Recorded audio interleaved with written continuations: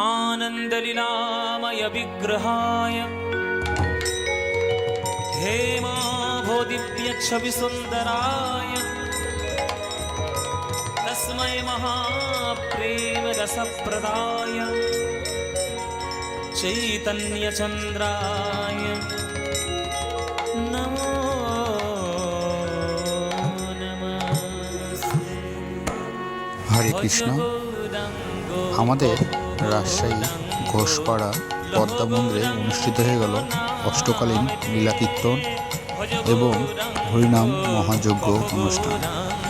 আসলে সেই অনুষ্ঠানে অংশগ্রহণ করতে পেরে নিজেকে আসলে ধন্য মনে করছি এবং সাথে রয়েছে আমার শ্যামবাবু, আমি, সবাই মিলে আমরা হরিনাম মহাযজ্ঞ অনুষ্ঠানে উপস্থিত হয়ে হরিকীর্তন শ্রবণ করে নিজেকে ধন্য মনে করেছি।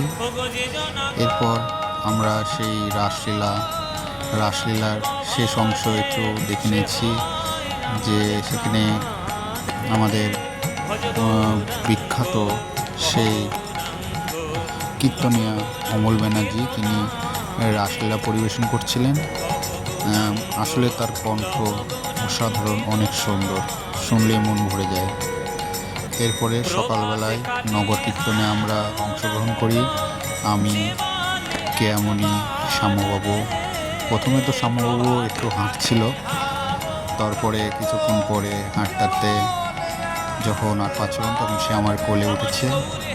এরপরে পিছনে সংকীর্তনের বিশাল র্যালি। আমরা সবার আগেই ছিলাম, যাক ভগবানের আশীর্বাদে বা কৃপাতে আমরা সেই নগর কীর্তনে অংশগ্রহণ করে নিজেকে ধন্য মনে করছি এবং পরিশেষে আমাদের সকলের জীবনে কল্যাণ শান্তি বয়ে আনুক আমাদের পরমেশ্বর ভগবান শ্রীকৃষ্ণ।